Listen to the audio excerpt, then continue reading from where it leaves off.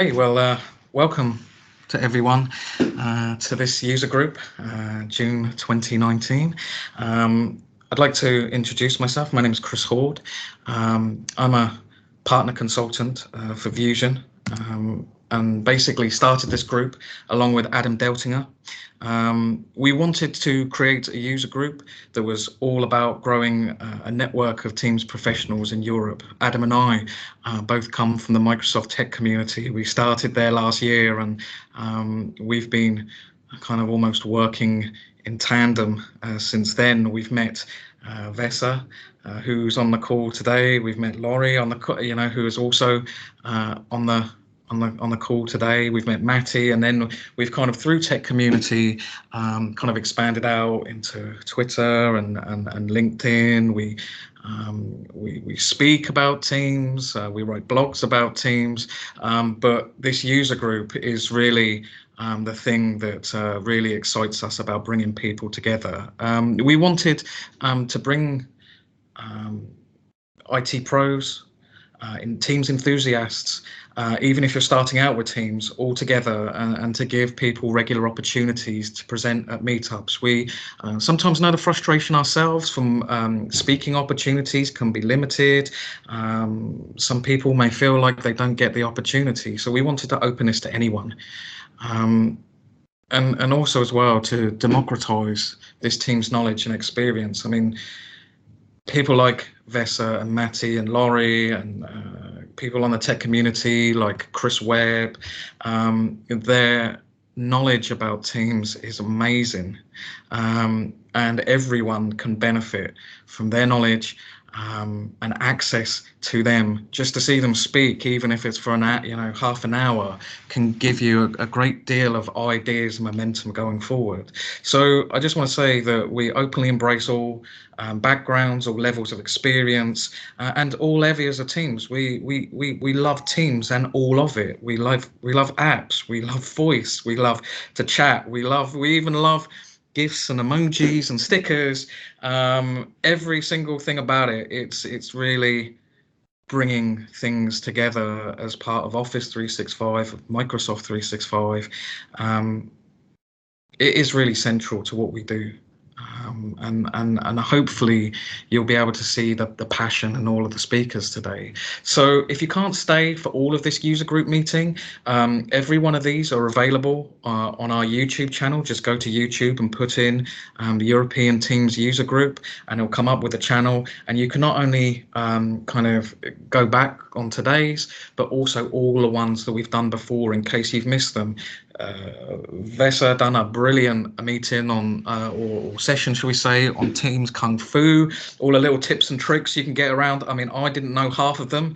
You can see Rick Van Russo's series on development and getting started out with Dev and Microsoft Teams, and many, many more.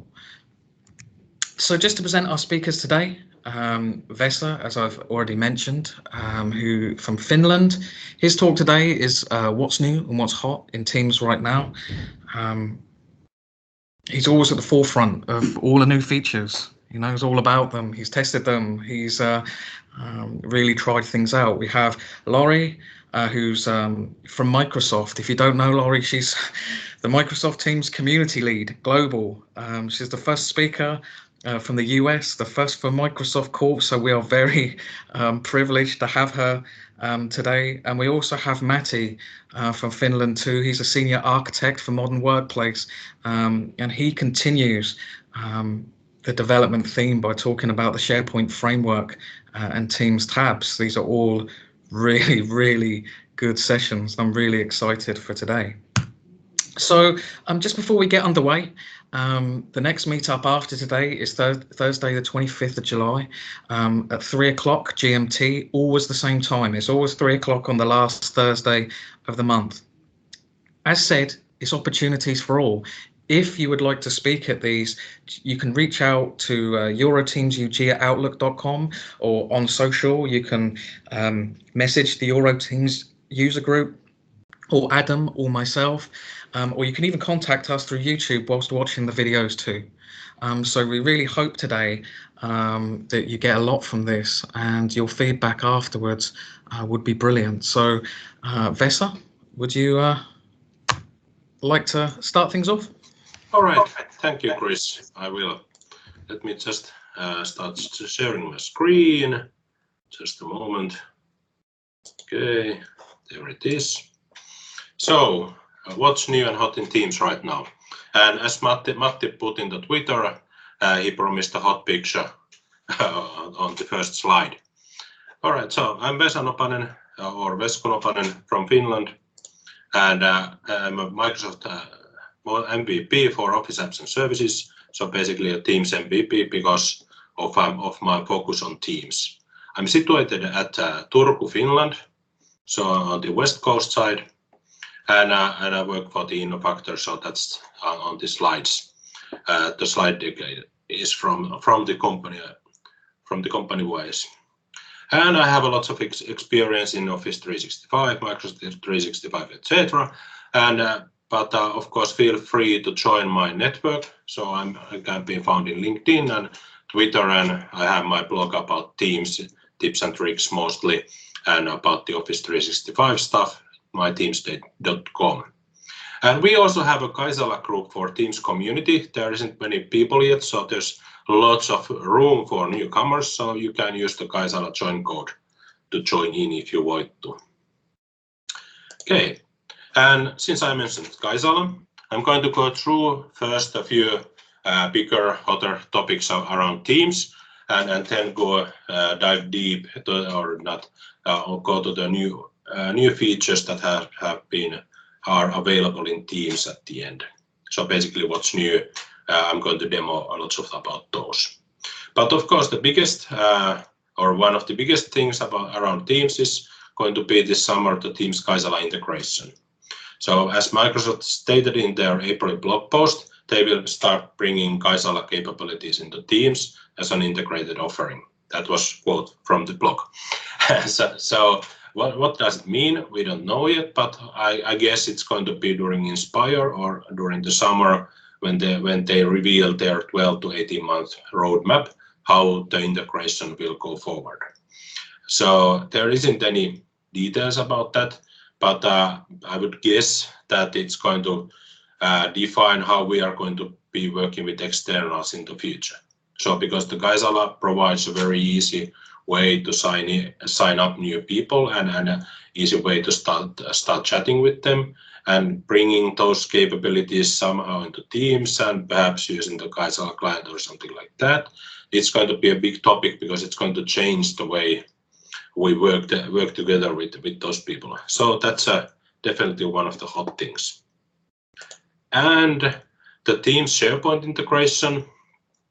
I won't go into SharePoint web parts because Matti will talk about those later in this session. But of course, I'm going to mention that the integration between SharePoint and Teams is going to be way deeper than before. The new upcoming Files tab is rolling out. I guess Chris already has it. Some other people has it. Unfortunately, I can't demo it today because my tenant doesn't have it. And actually, I have several tenants I could try to use, but so far the rollout hasn't reached those yet. So it's rolling out. And it brings the SharePoint capabilities, the document library capabilities with very usable views and the ability to check in documents, access the metadata, and pin the documents on top of the Files tab. Everything like that, everything from that part is coming to Teams. So it's kind of bringing the SharePoint into Teams very well. And of course, on the SharePoint files, there's going to be, for example, the folder visibility.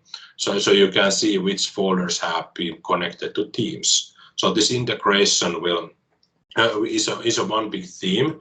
And of course, with Flow and the other parts in SharePoint, you are going to get a very good working environment in that. It's going to support the hub for teamwork very well. Teams federation and presence, couple of features that are rolling out. The native Teams external access, that's going to be the big thing. So the way we are communicating with Teams, with external with other organization members who are using Teams. So users can message team users from different organizations with the Teams experience we are familiar inside the organization now. And it seems to be going to the native access is, well, one-to-one external access. So it's going to be a big thing in the way that we are communicating. And I seem to be repeating myself, so let's go to the real-time presence. Is that since the Teams presence, it's not always up to date all the time when we are changing, there won't be any delay with that. So these features are going to be rolled out by the end of August, or at least starting to roll out by that time. And the big thing, what Chris already mentioned, that developers are already, of course, welcome to these user groups, is that Teams is a platform. It's a platform that can be extended to the organization needs. It can be as simple as Flow, but it can be bots, messaging extensions, applications you are bringing to Teams, so you are making it work to your organization. So you can extend Teams very well, and these possibilities have been recently grown a lot because the Teams is getting, and the APIs are getting more and more features. You can use Graph even more and more, for example, to control shifts. So you can push in shift information and pull out information from that. And there's more. So because I already mentioned that Teams is a hub for teamwork, and there are things that are rolling out that are making this user experience a lot better. For example, the priority notifications in the situations when you need to be reaching out someone. So I guess this originated from the healthcare needs. So you are going to send an urgent message, private message to someone, and it's going to beep on his phone or client every 2 minutes until 20 minutes has passed, or he has read the message. So it's kind of annoying the person until please read this because this is important. There's going to be some licensing limits for that, starting from the 1st of January next year. So the E1, F1, A1 licenses users can use 5 priority notifications per month, and E3, E5, etc. users can be used as many as they would want to. But until the start of the next year, so this half a year, they can test and use as many of these messages as they want to. Read receipts. This is going to create some discussion and whether this should be on or off or user control. Basically, you can see on the private messages if persons have read the message or not. This can be controlled. So I guess my advice to organizations is that please take this to governance team and think about if you should have this on or off. You can already set that in the Teams admin center if you want to. But it's rolling out soon, so it should be rolling out during next month. And the channel moderation, when you have a very large teams, you can moderate who can write to specific channels and who can reply to those messages in those channels. So for example, if you have a company organization-wide Teams team and you have a news channel and you want to post official news there, so it doesn't get flooded by some other messages. And it should be rolling out this month. And there's more. For example, the new link sharing experience. The meetings tab will, the app on the left will change to calendar view, so you are going to see your full calendar in there. You are getting better meeting controls. Chris already has some of those changed controls. I don't. So it's these changes to the user interface are going to make this a better place all the time. Okay, and this is going to be just like a Kung Fu session going through some of the new features. So I'm just going to jump into my Teams and start showing you what's new in here. Okay, so the channel notifications that was rolled out today. At the morning, I didn't see this, and now actually you are getting. We have gotten this message, and I actually noticed that do not disturb message. I guess this has changed. You will get notifications for these priority notifications even when you are in do not disturb mode. So that's something to note. Those messages can penetrate D&D. Okay, but the channel notifications. Now each channel here has this channel notifications control. And what does it mean? Is that means that the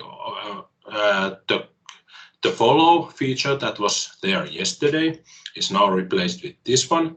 So if I want to get notifications every time somebody posts something in this channel, I can choose to show it in the feed or show it get into banner, notification and feed, and include all replies if I want to.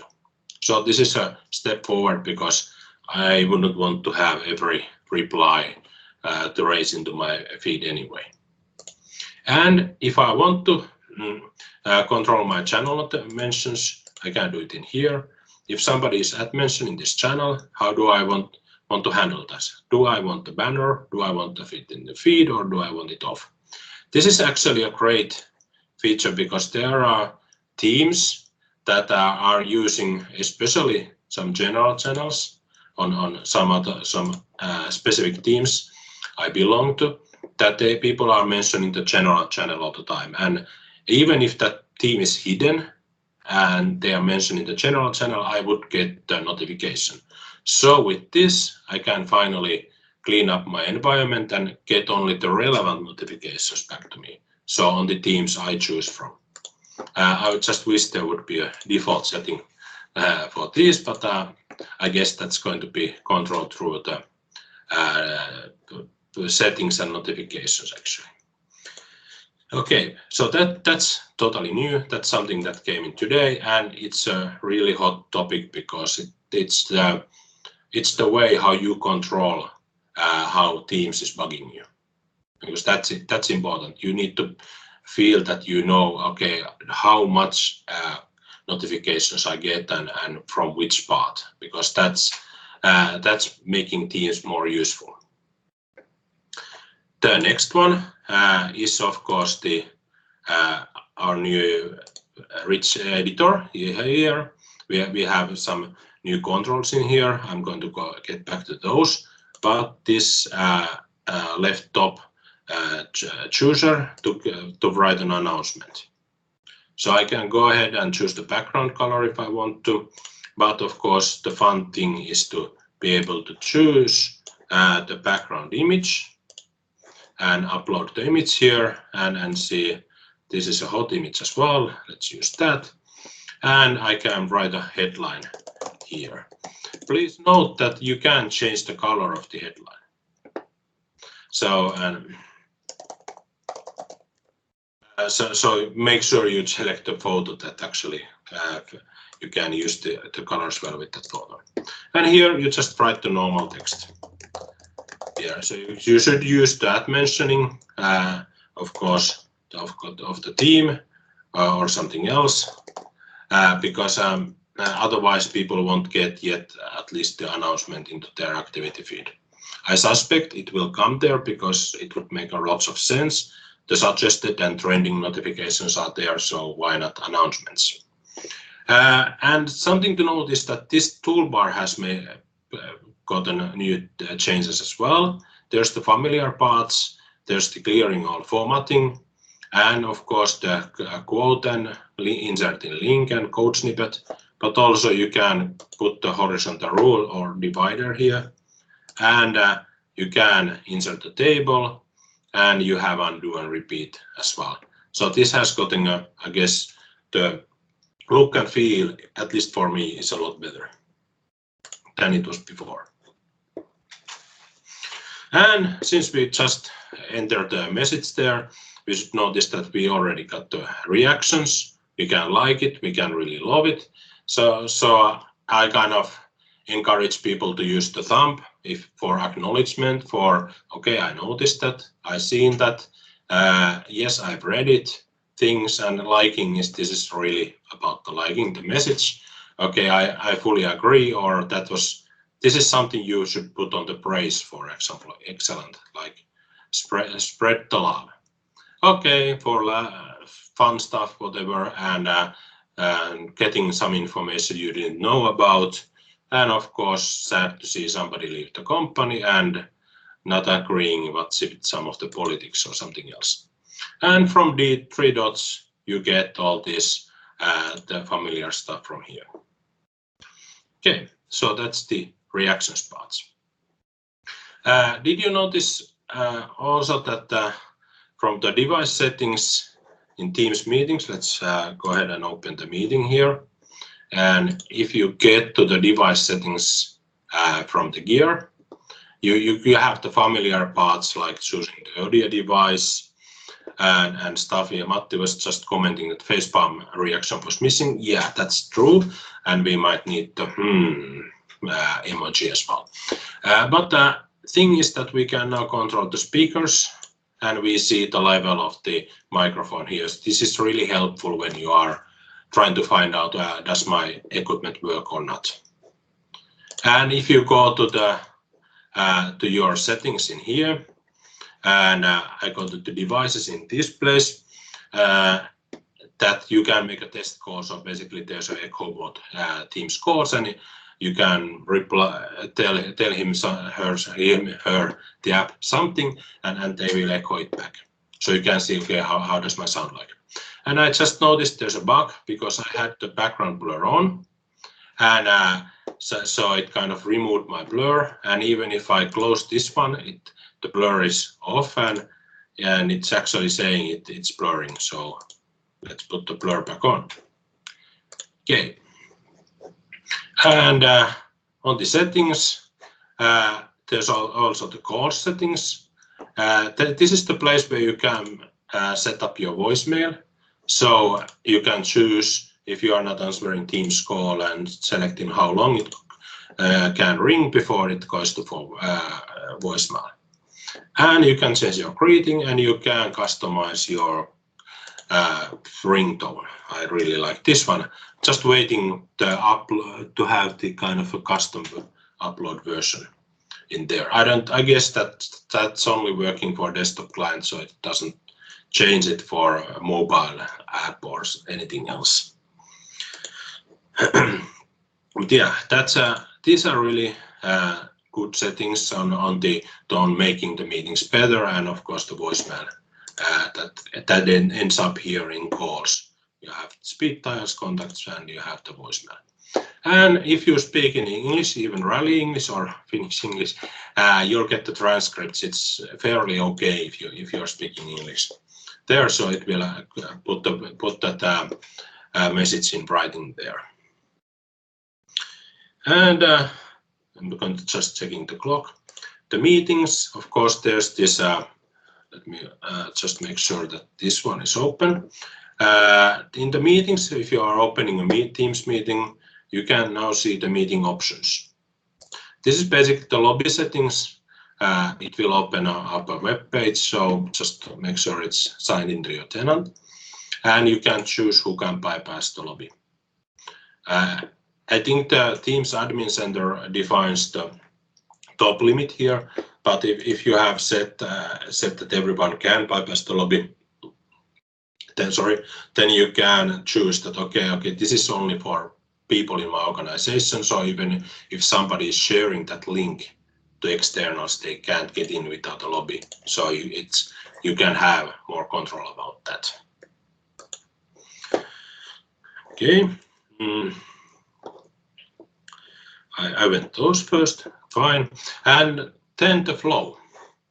I also have the flow part here, so it was for the flowing information.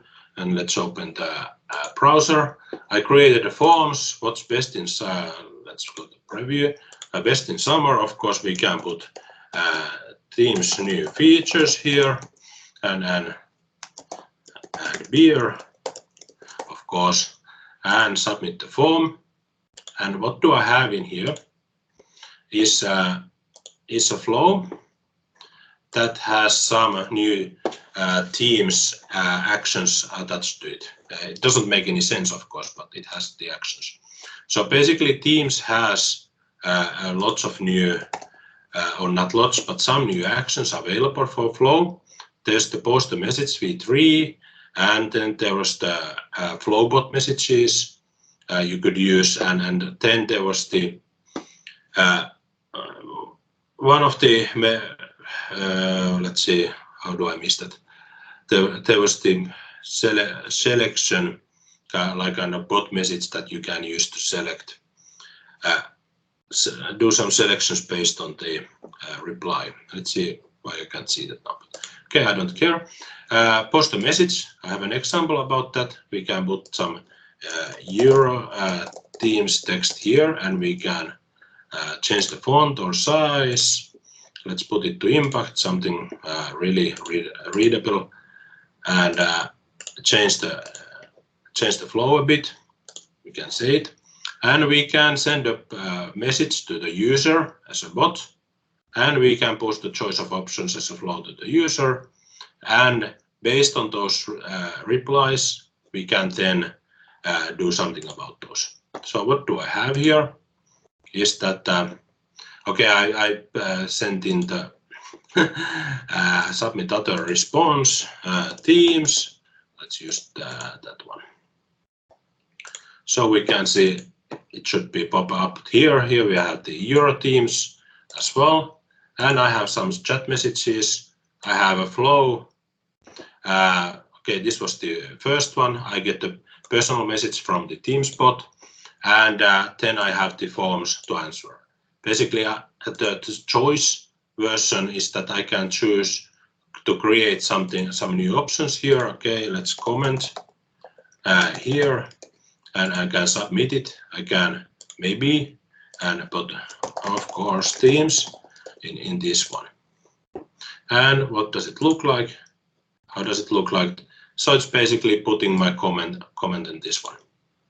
And so that was the flow part here. This is very fast flow stuff, so hopefully you can rewind it. But this is the user interface. I could choose to add more options in here, and of course, based on those answers, I can use this adaptive card and put in the information from the selected option. So I have the list of things what user selected and did. So this can be used to taking the flow forward. So hey, is it okay? Can you kind of confirm this expense or something like that? And you could build a flow around it. Okay, and the adaptive cards, of course, you are aware about the adaptivecards.io. So you can get the designer and create the card very easily on that. So it's something, I guess it's really cool about that. Very quickly is the poly. As you noticed, you can start creating poly from the message action or clicking there.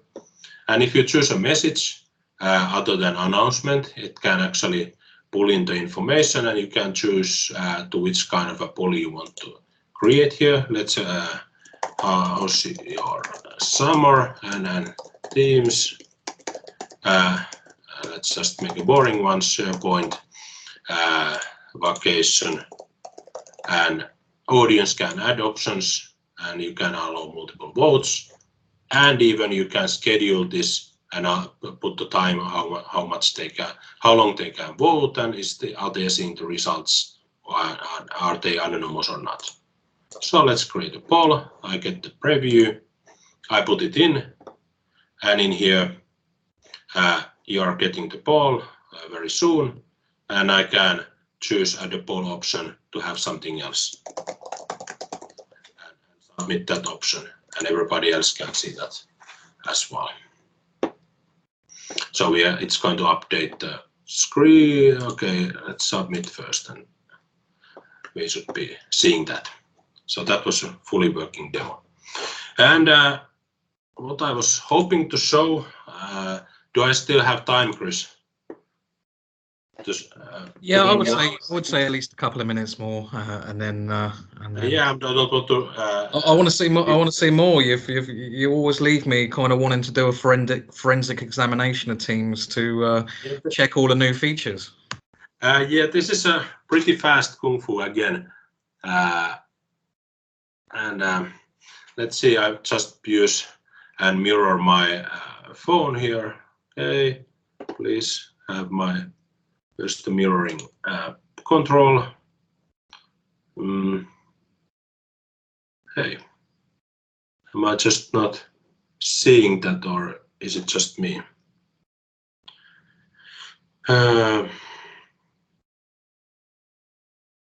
Reflector, no. Or is it this one? Okay, so it was changing the name somehow. Okay, what I wanted to show you is about, don't forget to check out your mobile phone or mobile Teams app as well. There's some new stuff coming in or has already came in. As you can see, the flow stuff, you can see the flow messages on the phone. And of course, when we are going to the, let's say, general channel, we can see the poly. Too bad I already answered that vote. Okay, I could change my vote. That's great.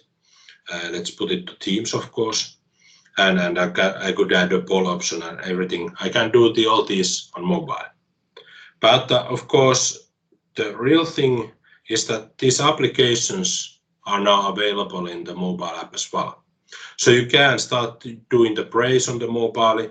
You could start using the weather. I could share my location here, and it can use the mobile where I am, and then I can just select this location and use it and select and share where I am. And it shows nicely in here as well. And of course, there's going to be most likely a lot of things coming to the Teams mobile. As a reminder, because it's going to be vacation time soon, don't forget the quiet hours. You can set them to daily. You don't have to sign out of Teams if you don't want to. You can mute the meetings chats from here as well, and you can choose something about the meeting notifications as well. But there are also changes in settings. The dark theme is now on the first page, and you can get to see your profile information. You get to see your organizational chart, and so you have a nice amount of information available to you already, and you can get the messaging settings from there. So it's doesn't have a lot of settings, but I suspect it will get better over time. So that was on the basically on the mobile part, very briefly about what's available in there already. And so you please check out now and then what has happened there, because you're not going to see every option right away. Okay, let me close the Airmo stuff and get back to the Teams there. Let's open just get there, and I should be seeing the location here as well. Okay, something else that I'm not going to show right away is the zoom in the meeting content. You have seen my shared screen. If you are now using the control, holding the control and using the mouse wheel, then you are going to see that you can zoom in to the meeting content or not. So if somebody is showing you Teams on without zooming in, then you could just use the zoom control and while in the meeting, and you can kind of see better what they are showing, especially if they have a huge resolution in their screen. And of course, the Chrome support is something I want to raise as hot, because you can join the meetings and share your screen while using Chrome. So that's kind of a great feature. Okay, thank you. I took away 5 minutes from someone, either Laurie or Matti. But hey, that was all. That was fast. Vesku, I just want to say thank you ever so much for a great session. You're setting up a lot of Teams martial artists all over Europe, and it's a pleasure to have you. So now we'll move on to Laurie. For anyone who doesn't know Laurie, we are very, very privileged to have her today. She's the Global Teams Community Lead, the first speaker in the European Teams group from the US and from Microsoft course. So I just want to say thank you very much for agreeing to come speak with us. Great. Well, thanks for having me. It's super exciting to be able to join all of you today. Hopefully you can see my screen okay. We're going to try to get through this in 30 minutes or 28 minutes. So hopefully you can follow me. This is probably going to be a lot condensed in a really short amount of time. So if you have additional questions after today's call or after you view the recording, feel free to reach out to me. My contact information is there on Twitter. You can follow me, Laurie Pottmeyer. I am the Microsoft Teams Community Lead. I have a really fortunate, I'm very fortunate, I guess, to have a really awesome job. I am the community lead for Microsoft Teams, which means that I sit in engineering, which is not an automatic. Sometimes people think that that's a role for marketing, but what's really cool is that our engineering leadership has made a priority community. And so it's really important that we listen to our community and understand what all of you are looking for in the product so that we can make something that resonates with you and that's useful to you. And so Chris and Adam, leaders of this user group, and others within the community are very active in sharing their feedback. And I hope that all of you will continue to do that as well. So let's just jump right in here today. I am going to talk about the adoption framework very, very quickly. All of the user adoption information is located online, and so I'm going to leave that to you, give you some homework to look into that. There's lots of great resources that I'll share with you at the end, but I do want to do a really quick overview of what those things are so that you know what kind of the methodology in which we look at the adoption framework. And then I'm going to share with you the just kind of 6 strategies that I think are really important for you to think about when you're looking at your all-up adoption strategy. There's obviously lots of different things that you can do, and understanding what resonates for your organization is going to be something that you need to think about. But what I want to do is highlight 6 of the things that we kind of looked at Microsoft as we thought through our adoption strategy, and some things that are still taking place and activities that we're still doing to make sure that our own users are adopting the technology as well. Is not an automatic. And then finally, providing you with resources so that you can be successful. So I first want to talk about Microsoft Teams, just all up. So for any of you who are new to Teams or haven't started using Teams, it's really a different tool and a new way of working. So many of us sit in open office environments. I actually sit in my home office. And so for me, I don't have a lot of people around me talking. I don't have anybody around me talking unless my kids are at home for the day.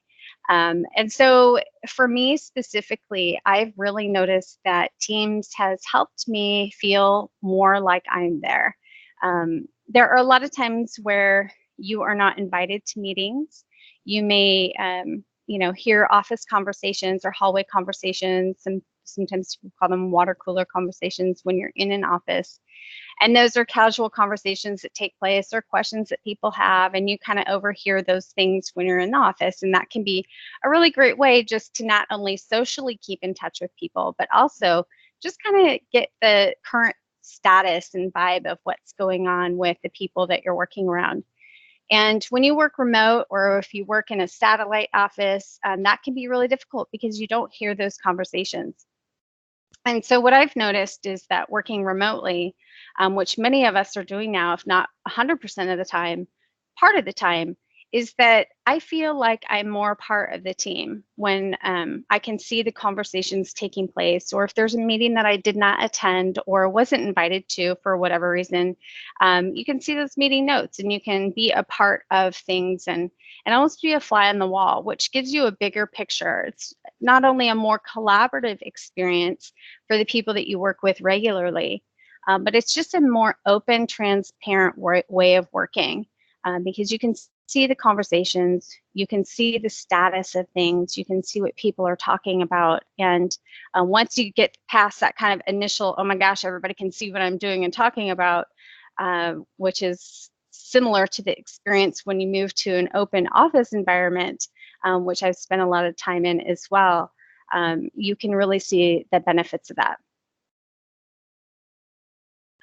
But I will say that with that change of tool and the change of it being a new way of working, that we can't just throw out Microsoft Teams and expect everybody to use it, right? Understanding the change curve is really important, and understanding who the different users are and what is important to them and how this change is going to affect them. It's not just about the technology. It's not just about how it works. It's about how it's going to affect them and how it's going to change their day-to-day work. And so thinking about the people and what that experience is like is very, very important. You're going to have the people that are really early adopters and accepting of the change immediately, where they may be coming from another tool or, be very computer savvy and understand exactly what you're doing and why you're doing it and may jump right in. But at the other end of the spectrum there, you're going to have people who are completely opposed to the change, maybe because it's a change, but potentially because they're just scared that they don't want to change their way of working. They may be used to doing it a certain way and not see a reason to change, or they just may be too busy and don't want to learn a new tool. There's all kinds of reasons. But understanding why they are risk averse and why they do not want to change is going to help you understand exactly how to get them past that and using a tool. So understanding really who your users are within your own organization, and that's going to be different for all of you. But once you understand, where everybody falls within those three buckets and understanding where they are in the change curve, you can put together a plan to help address that and move things along. There's lots of reasons why we fail. And, this can go not just Microsoft Teams, but with any technology that you're deploying. It's really agnostic, right? Is that we tend to, and in the past, I know that I've been a part of different releases where we get a new tool and we're told that we need to use it. And this is what we're moving to, and that's what everybody is going to be doing. And here's the date in which we need to make that change. And oh, by the way, here's some resources, and good luck. And when we do that, when we're not thinking about what that experience means and why it's important to them and helping them along and making sure that they not only see the benefit, but really understand how it's going to work for them, and so that they're set up for success ongoing, then we haven't done a good job. So these are some of the things that we need to think about that, to really get people prepared. We do see that after month 2, that's when sustained adoption really starts to kind of tank. And so it's really important that we not only think about our initial rollout, but we also think about, okay, how do we sustain this? How do we keep the momentum going? Because once you get past those first 2 months, the bright, shiny kind of newness wears off. People have tested it, they've checked it out, they've attended their first meeting, maybe, logged into Teams and saw what's going on with the project, and then, went on their merry way and continued doing things the way that they have always been doing them. And so our goal is going to be, how do we make them understand that Microsoft Teams is a tool that they can't live without, kind of like we have had with our cell phones, or we have had with email in the past, or voicemail that you no longer had to go into an office to check, right? You could check that remotely. Those things that we take for granted now Teams is a tool that eventually, once people start using it, and I'm already to that point, I know I'm a little bit biased, but Teams is really that for me, where when I don't have access to it, I don't know what I'm going to do. So I talked about the adoption framework. Here are the first kind of 3 steps to this. And I've got some slides that are hidden that I'll share this deck with you if you want to look at some of the questions to ask yourself in each of these phases. But the first one is to start, and that's understanding the impact of the change, which is something I briefly spoke about a minute ago, and understanding who your users are, what the project is going to look like, kind of understanding who the people are within your own organization that are going to put this plan together. And that means not just your trainer and not just a PM that you've assigned to do this rollout, but it means bring all of those people that are important to the table to put together a cohesive plan. So that's your help desk, that is your executive sponsor, that is your communications person, your trainer, all of those people that have a hand in making sure that you're successful. We have project plans to help you along with that. So then once you get past that start or planning phase, we go into the experiment phase. That is when you're going to do your pilot. So that's identifying what that plan looks like for a subset of your users and rolling it out to those people. And when you do pilot, you're not thinking about just IT. You need to think about people beyond IT. Who are your real users, your people that may not be familiar with this tool at all, that work in different parts of the organization. So maybe you take a marketing team, or maybe you take a finance team or a sales team, and you have them work together to be part of the pilot. Works really well when you bring people from the same team because they're going to be collaborating with one another. So if you pick pilot members from all across your organization and a couple from each team, they can test it, but they may not be able to use it in real world scenarios because the real idea is that they're using it with one another. So all kinds of best practices about the pilot phase. But once you get done with that, then you can scale. So once you've got all of your learnings as far as what works, what doesn't work, as far as the technology, but also with your users, what resonates training-wise, communications, what are all those things that you've done throughout the pilot that worked or didn't work that you can now apply to your broad rollout. And that's when you get to scale. So again, we've got all kinds of great resources online to be able to help you guide you through that process. Some highlights of what Microsoft looked at when we were doing our own deployment here. Awareness, engagement, measurement, management. It's basically making sure everybody knows what's going on, engaging them, making them successful, understanding what is important to us as a business and important to our leadership, and then making sure that we sustain that and kept that going, constantly improving. So that goes with the technology, making sure that we understand where our gaps were and bring those to the product group. And that's something that all of you can do as well through our user voice experience too. So now I'm going to go through the 6 strategies, and I'm going to kind of cruise through these because I know we're short of time, but again, please feel free to reach out if you want to talk about this a little bit more. The first one is starting small. So do a pilot with a subset of your users. Set up teams simply. What I mean by that is don't go full bore and create a team for every single team within your organization or every project within your organization. And within those teams, don't set up 20 different channels to start. Just really start small, start simple. And then once you start to see that activity growing, then expand on that. But it can be really overwhelming for people to see a ton of stuff all at once. And so just really starting simply as far as the setup goes is beneficial. And then, of course, consider phases of deployment for complex environments. And that's something that we had at Microsoft with our own deployment and having a global organization. What we did is we rolled out in phases, and we did that by our leadership team. So again, not looking at it from a perspective of region. We didn't look at countries or buildings. We looked at teams. So what teams can we deploy teams to within that phase so that they can move together and all work together on the projects and the things that they have going on. Strategy 2, make it easy to do the right thing. So understand how you're going to set teams up and make sure that you've communicated to people what that means. What are the things they can do and cannot do, and make sure that they understand that. And then the other thing is focus on business scenarios or initiatives. So take those things that maybe aren't working very well right now and apply teams to that. So an example would be a project that maybe is unorganized, and figure out how you put that project in teams and have the different people who are working on that project together utilize teams to work on that project.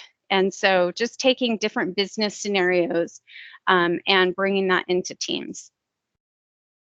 And so these are the things that you would look at when you're thinking about governance. So what are the things that we're going to allow people to do or not allow people to do? And these are all decisions that you need to make. There's a section on governance that we have online, some things for you to think about and questions to ask, and then the pros and cons. You know, Microsoft is, we allow anybody to do anything, but along with that is a lot of training, documentation, and communication. And I think the final thing to think about in this is really to trust your users. When you're thinking about what to allow them to do and what not to allow them to do, at some point we have to trust the users. And I know that can be difficult for a lot of IT admins and people who are deploying the technology because it seems like a lot can go wrong. But for successful adoption, allowing people to create their own teams, for example, creates or removes a major roadblock and can really increase adoption. And so those are things to think about when you start limiting people and what they can do. Just be sure that you're keeping your mind open and trusting them so that they can make the choices that they need to make to be successful. And ultimately, you see increased adoption. And then 3, demonstrate quick wins. So I'm going to share a couple of examples here. At Microsoft, we highlight success stories. So we take people from within our own organization and talk about how they are using Teams. And so this is an idea that you can take if you have people from across your organization using it in different ways. This is a really good way to not only share with people how they might be able to use Teams, or so they can take away kind of a little nugget of something that may work for them, but also to share with your leadership. What are the success stories, and how are you making them successful? So be sure you highlight those use cases. The other thing is make it relatable. So we have some printables here. We call them day in the life printables. The link there to the Teams toolkit is documented on the slide for you. These are really cool because they show you kind of how you would use Teams related to your job. So if I'm in marketing, for instance, this example shows me how my day would flow as I use Teams. And of course, this is just an example. It's going to be different for all kinds of marketing people, just like it is somebody in finance or compliance or sales. But at the same time, this is a nice visual for you to use, and these are customizable for you. But the key here is make it relatable, help them understand how Teams is going to be useful for them. So in my job today, I do X, and this is how I'm going to do it with Teams. And really showing the value in what that move to Teams looks like for them is where you're going to see increased adoption and really get them using it.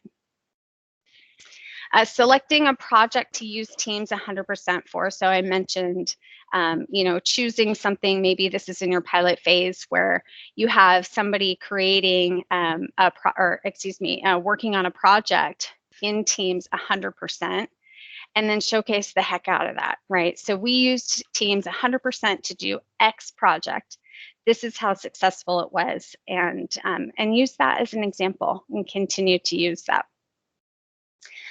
Strategy 4, facilitate leadership buy-in. So not only highlighting the financial benefits, but show how much more transparent the organization has been and how that has increased productivity. And then finally make them successful.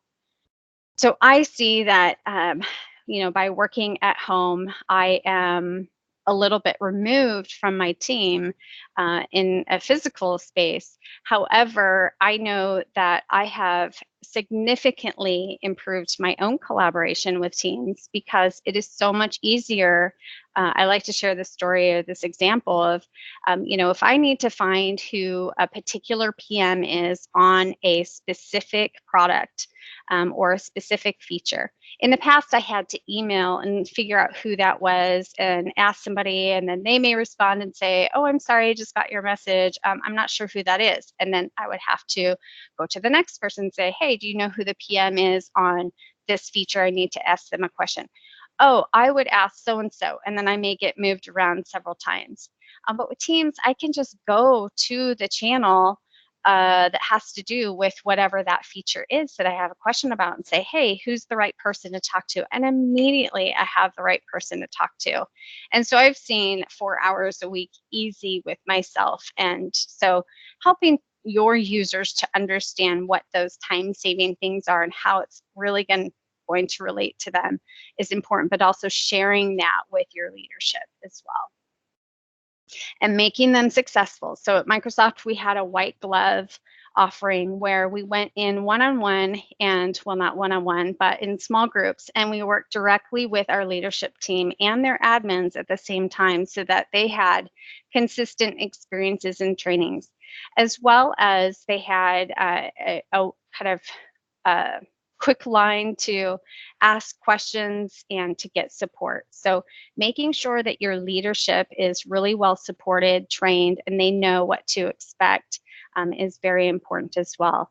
And not only for their happiness in using the tool, but once they start using the tool and doing that from the top down, of course, people see that and start doing it themselves.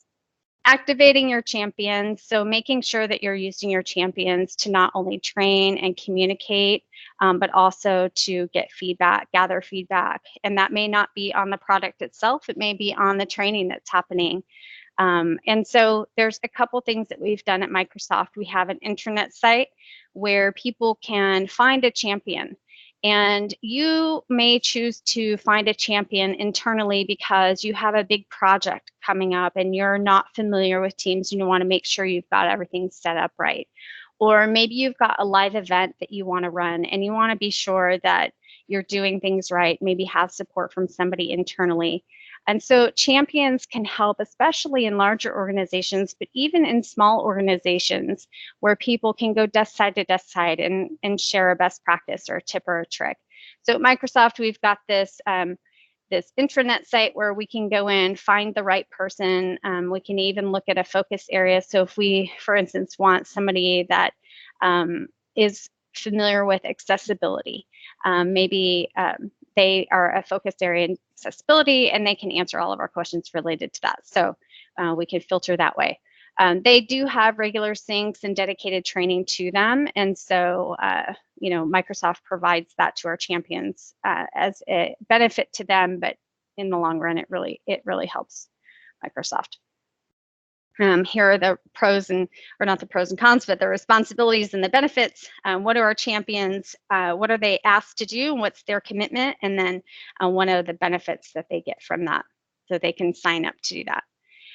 Our champions did trainings across our organization, and we saw that for every one person who attended what we called the Art of Teamwork training that our champions did, we saw increased sustained usage with up to 6 additional teammates. And the reason for that is because once somebody really learns how to use Teams and starts using it at a deep level, like our champions are training them to do, then they're bringing their teammates in, and organically that just grows based on them being part of the same project and attending the same meetings. So wrapping up here, the last strategy is create stickiness. And this is, Vesa showed you some of the different apps that you can bring into Teams. And there's some really cool things. In fact, we just posted this week a new blog on the Icebreaker bot, which is a really cool thing that you can do within Teams. It's kind of an out-of-the-box bot that you can plug in It's super easy, but it's been really successful at Microsoft, and we share that story. And that's a way to use Teams as a way to interact with the people within your organization that you may not know. So I urge you to take a look at that latest blog entry there. But there's ways that you can bring people into Teams by using some of the apps that you already have. So, you know, there are things that we use at Microsoft, like the shuttle, or how to find what's going on with the menus and the cafes. What are those apps that you have that you can bring into Teams so people don't have to leave, and it creates stickiness? The other thing is work can be fun. We don't walk around when we're in person and just, you know, look at our file folder and not talk to anybody. We are social beings, and Teams does not have to be super serious all the time. Creating a fun channel, a fun stuff channel, or meet the team and highlight people on a regular basis, use those stickers, use the emojis, that makes us human. And it's really important that we have tools that show that we're human, and offer places for people to show a little bit more of the light side and the human side of them. And so offering opportunities like channels like Fun Stuff, where they can be that, is great. It's a way for them to show who they are, but also put things that are not work related in the right place. So don't be afraid to offer those opportunities. And then finally, highlighting the reason why is Teams important to them. It's a bright, shiny tool. We're very excited about it. People think it's very cool when they see it, but what is the reason? What's that reason for them that they want to use it? Because that's really what's going to make them use it ongoing. I have completely flown through this, and I'm sorry because it's very fast, but I want to be sure to get to the resources. We've got lots of great adoption and upgrade support. So if you are moving from Skype for Business to Teams, you can take advantage of our Fast Track program, and the AKA link is there for you. There's also upgrade guidance, Teams training roadmap, and the technical documentation for those of you who are IT pros. The links are all there. I also wanted to mention, Vesky showed you a lot of what's new today. If you go into your Microsoft Teams app, and on the left side, you'll see help. If you click on the help, you'll see what's new. And that's a really great place for you to see what is new with the product as well. The Teams Adoption Toolkit, we also call it the Flipbook. That's a nice, just kind of colorful, lots of visuals in there on what the resources are. So if you were going to remember one AKA link, it would be the Teams Toolkit. I've also posted the link to the recording here from our MSIT team, the team at Microsoft who deployed Microsoft Teams. So if you want to hear kind of firsthand of our own experience, that was something that was done at Ignite. So the Teams Customer Success Kit is a way for you to take all of our resources. They're all customizable. You can put your own branding on them and just use them as is. But that's everything from email templates, posters and flyers, getting started guides, tips and tricks. So all kinds of things that we've created to make it hopefully easier for you to get started on your own project.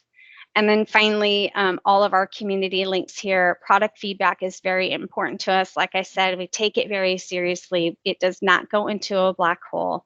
It is very important. I'm actually on a team that is called Quality and Customer Obsession within the Microsoft Teams team. It's very important to the Teams team that we provide opportunity for our community to share with us what they're looking for and what they need. And so we do take that very seriously.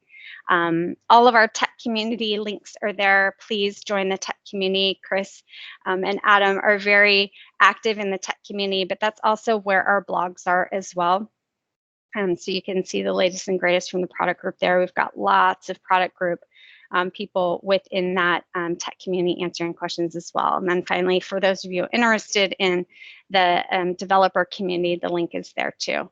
So I want to thank you for being here. I want to thank you for allowing me to speak today. I'm sorry I cruised through that so fast. Please feel free to get in touch with me and continue coming to these user groups because this is a great resource. And thanks, Chris, for having me. That's not a problem at all. It's been a real pleasure, and thank you for accepting. It's a shame Adam is away today because he really have missed this, and I know he's going to want to do it again in a couple of months' time. So, thank you, Laurie. And just as a little segue into Matti's session today.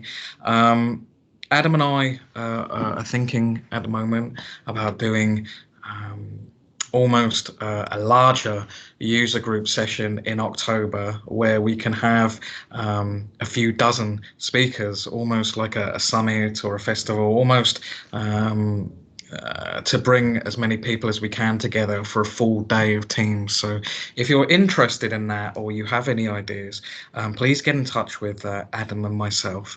Now, the next speaker we have today, Matti, is his first time speaking in a user group, and that's why this is so special. We have Vesa, who's done this a few times, and we always rely on him. We have Laurie, first US speaker in the EuroTeams user group, and now we have Matti. Matti is an architect and a developer, following on in previous months from Rick with his development is such an important thing with teams going forward, and it's such an interesting subject. And so, Matti, would you like to introduce yourself to the group and the session today? Sure, I'm just trying to start my sharing. Hopefully this works still. Let me share my screens. Yeah. Just tell me when it's there. So, hello everyone. You can still hear me, right? Yes. Good. Good. Yeah, you're good. Screen's good. Yeah. And first, thanks to you, Adam and Chris, for this opportunity to speak. I have actually been speaking on a couple of those PNP SharePoint calls and also in Teams Community Finland. But yeah, my topic today is about SharePoint framework and Teams tabs, and how is the love there actually happening. And waiting for the switch of the slide. So who am I? My name is Matti Paukkonen. I'm from Finland. I'm working as an architect on Innofactor, which is a Nordic company, and also working closely with Vesa, who was the first speaker. So we have been using Teams since the beginning, and since we are located in different locations in Finland, so it was kind of natural for us to take it into use. I've been working with SharePoint like over 10 years, over 5 years with Office 365, with Microsoft Teams since the beginning, and over 3 years with SharePoint Framework also.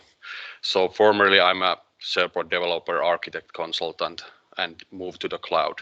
And actually I can do 6 pull-ups now, so it's a 300% increase in 2 weeks. And there are my social media channels. You can reach out to me on Twitter or LinkedIn.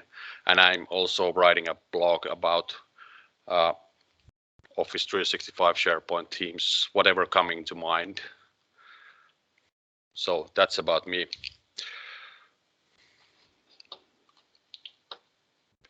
So about SharePoint framework, if you haven't really digged into what is SharePoint framework, here is a kind of a short brief about what it is. So SharePoint framework was introduced at the Future of SharePoint online event on 2016, and first production version actually came out a couple of years ago. It's a modern development model. If you are familiar with Node.js, Gulp, TypeScript, NPM, React, stuff like that, it's really the modern web development model. And it was really a huge change for traditional SharePoint developers. So no C#, Visual Studio, no need for local SharePoint installations anymore. Can be tested quite easily with your local workbench or your SharePoint online workbench. So it was totally different. When I first saw it, I was just like, well, this is just a new model for some time, but I'm really enthusiastic now with the SharePoint framework. And it offers you to choose whichever development platform you like. So Windows, Mac, Linux are supported. No need for Visual Studio. You can use any editor you like. So it's really focusing on the web developers, and it's also kind of easy to actually get into it if you are really using the modern web development technologies. So now what can you do with it? So you can do a web part, like before in SharePoint. Web part is still a thing which you place into a page and configure it, and end users can see it. And then some extensions like application customizers, which are mostly currently adding some of your own code on modern page header or footer, field customizers, which are just modifying the list, and some command sets which are giving you the possibility to create your own commands from several SharePoint items. Mostly is the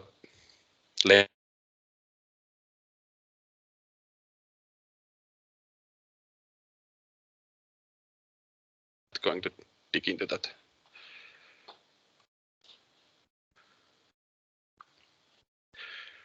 I had some notification, but maybe it wasn't that call. Can you just still hear me? Yeah, we can still hear you okay. Okay, good. So the current production version is now 1.8.2, and Teams tab production support actually came out with 1.8. So that's about SharePoint framework. So what can you do with the SharePoint framework with your teams? So SharePoint framework created web parts with 1.8 version on forward can be actually surfaced on a Teams tab. And the web part is actually hosted on SharePoint. I get to that later on. Simple deployment, you just add your web part to a SharePoint app catalog and deploy it to Teams with just a couple of clicks. And that's it. And it creates the Teams manifest automatically and deploys it automatically to your organization apps available on to your users. So it's kind of simple. And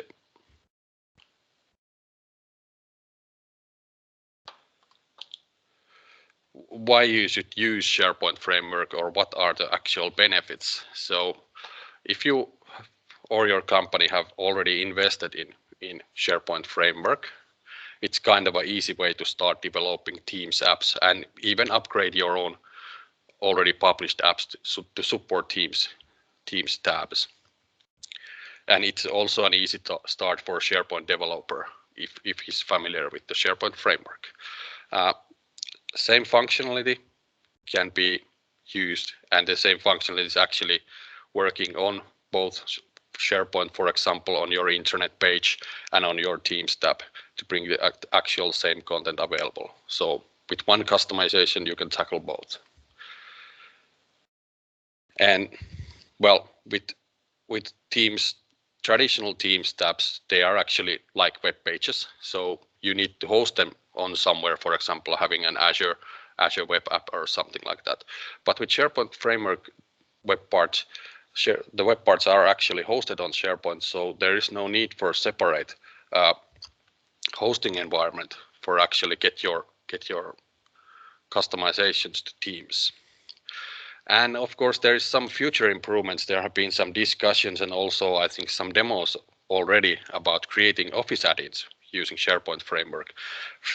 So maybe in the future it's possible that you create one solution which can be hosted on SharePoint, also hosted on Teams, and then hosted as an Office add-in in your office. So you can tackle actually three things with the SharePoint framework. But then I promised on Twitter that I have some code. So next I will just show you how you can actually create a SharePoint framework project and deploy it to Teams and how it actually works. And for that, I will remove that part. So I'm not going to go through all the tools you need to have. There is lots of good documentation how to get your development environment prepped up and get your Office 365 developer tenants and everything. But everything actually, when you're creating the new SharePoint framework project, you can do it with Yeoman like this. So this is an official official Microsoft SharePoint generator for Yeoman, which actually creates your project, scaffolds your project, and creates your templates there. And hopefully it runs.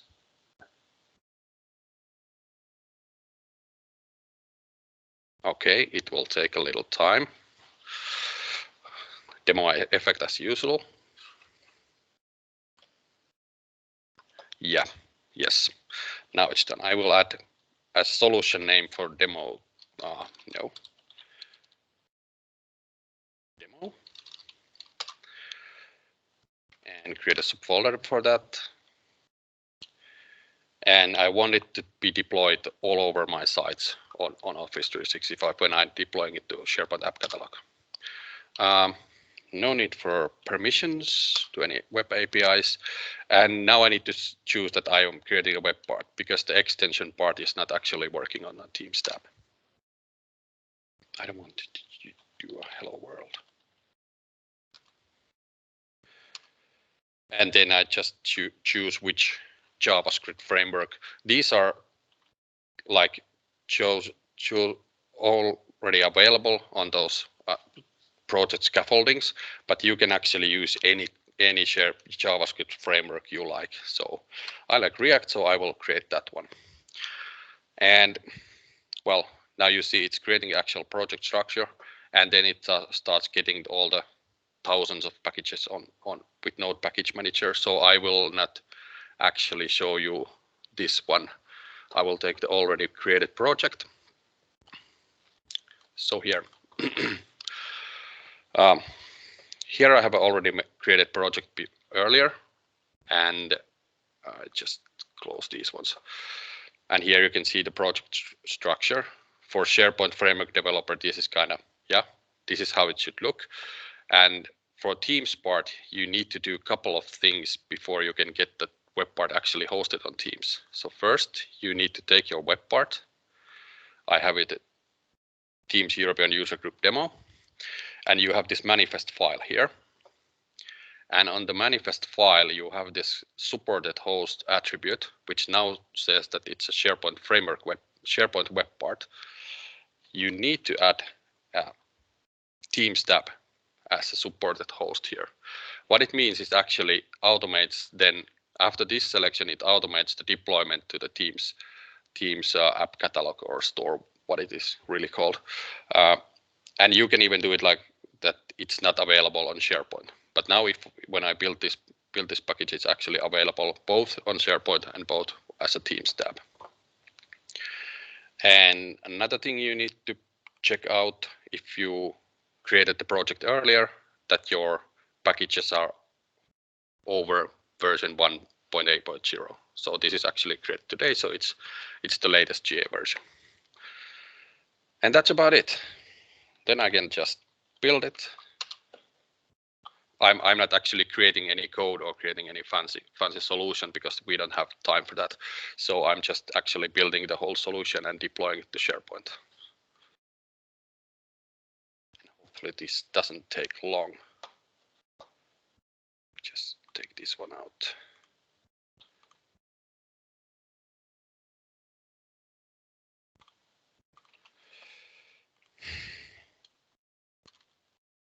Okay, and it hangs. Oh, of course it hangs when you have a colon going.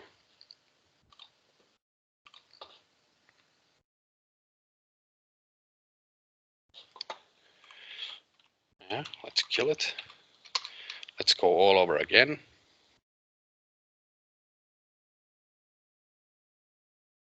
Yes.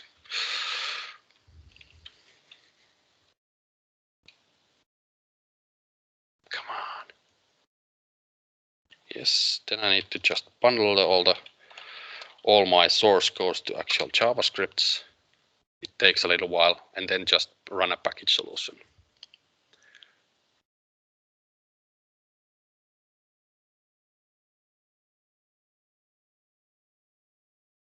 Come on.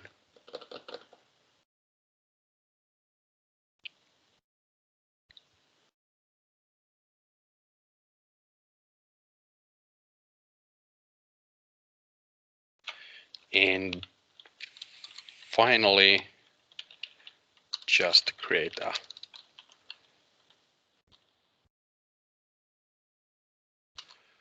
solution package.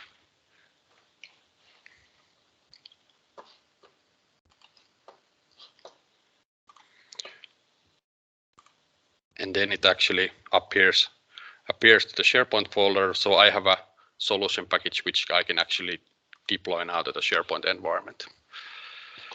So I will open up my app catalog here.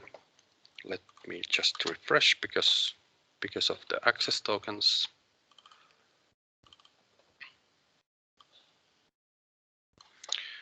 And just take my package and actually drag it in. So now I have actually deployed the solution, and with this selection I will make it available on all of the sites in the organization. So now it will actually do the deployment on the SharePoint side. And as I can see here, here's the new package which has been deployed just a few seconds ago.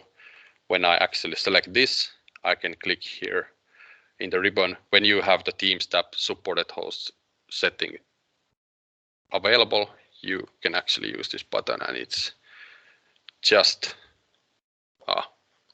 and now it's successfully synced to Teams.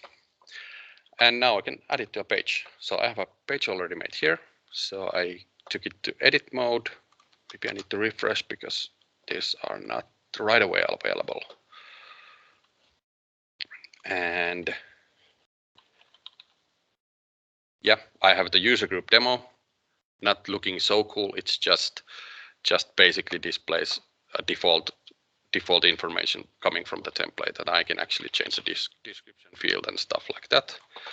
Let's save it. Then how about the Teams side? I have the app catalog on Teams already available and have my own. And let's go to the reload it once again. Come on.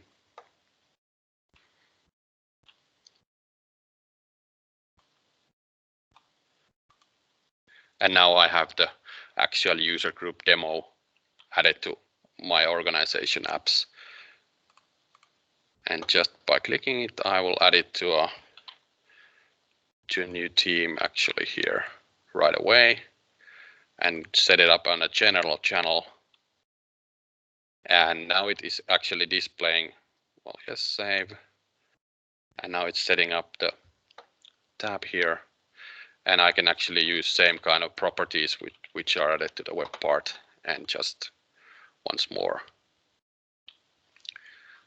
I can display it on a Teams tab. So it works with everyone. So, and this can be anything you like to create. And since I'm a huge fan of Microsoft To Do, I already created the Microsoft To Do web part, which can be hosted on both locations, and I have a link to the source code already available.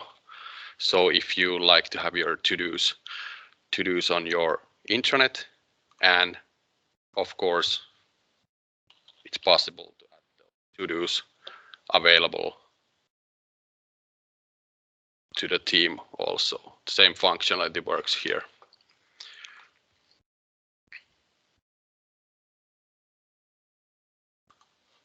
You can, okay, when you actually close the property pane, it will load it all over again. Yeah.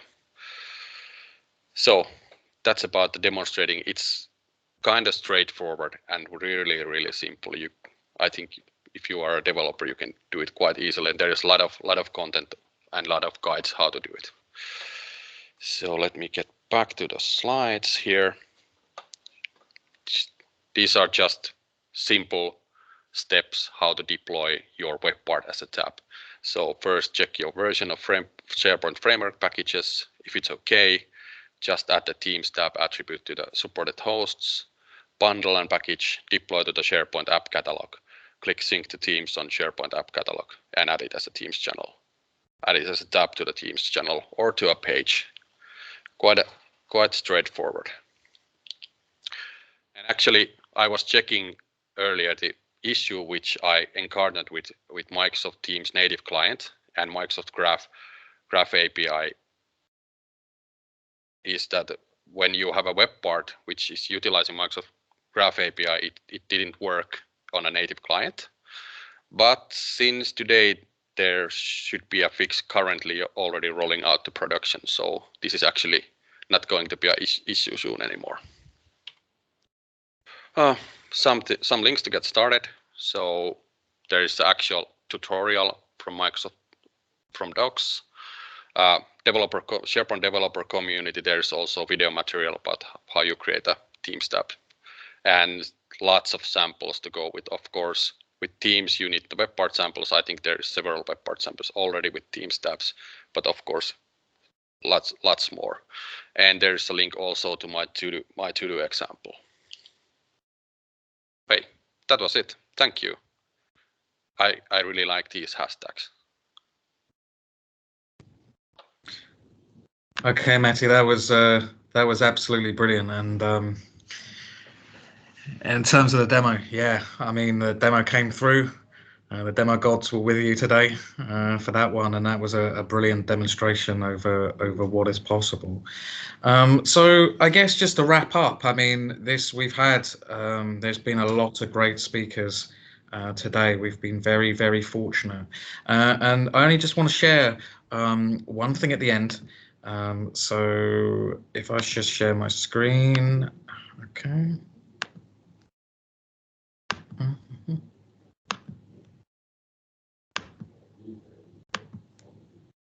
Okay.